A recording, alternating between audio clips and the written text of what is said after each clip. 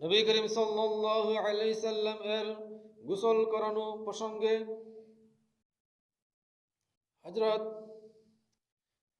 বুরাইদা রাদিয়াল্লাহু তাআলা আনহু থেকে বর্ণিত, তিনি বলেন, সাহাবে কেরাম যখন নবী করিম সাল্লাল্লাহু আলাইহি সাল্লাম এর গোসল দিতে শুরু করলেন, তখন ভেতর থেকে একজন আহ্বানকারী জোর গলায় বললেন, তোমরা রাসূলুল্লাহ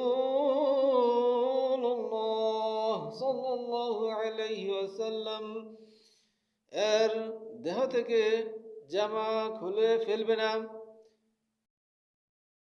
হযরত আলী ইবনে আবু তালিব রাদিয়াল্লাহু তাআলা আনহু থেকে বর্ণিত, তিনি বলেন, তিনি যখন নবী করিম সাল্লাল্লাহু আলাইহি সাল্লামকে গোসল দিচ্ছিলেন, তখন মৃতের থেকে যা নাপাকি অন্বেষণ করা হয় তা তার থেকে অন্বেষণ করছিলেন, কিন্তু কিছুই পাননি। তখন তিনি আলী রাদিয়াল্লাহু তাআলা আনহু বললেন, হে আবু তাইবা, জন্য ধন্য আপনার জীবন, ধন্য আপনার মৃত্যু। হযরত আলী রাদিয়াল্লাহু তাআলা আনহু থেকে বর্ণিত, তিনি বলেন, রাসূলুল্লাহ সাল্লাল্লাহু আলাইহি ওয়াসাল্লাম বলেছেন, আমি ইন্তেকাল করলে তোমরা আমাকে আমার গারস কূপ থেকে 7 মশক পানি নিয়ে গোসল দিবে। এই 3টি হাদিস থেকে আমরা কি বুঝতে পারলাম?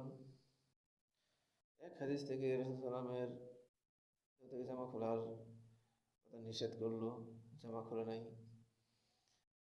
আর এখান থেকে মৃত্যু থেকে যা অন্বেষণ করা হয় তা সে অন্বেষণ করছিল, কিন্তু কিছুই পাননি, মানে কোনো মহিলা পাননি। হাদিসে বলা হয়েছে, গারস কূপ থেকে 7 মশক পানি দিয়ে গোসল দেওয়ার কথা। এই হাদিসটুকু সুনান ইবনে মাজাহ থেকে নেওয়া হয়েছে।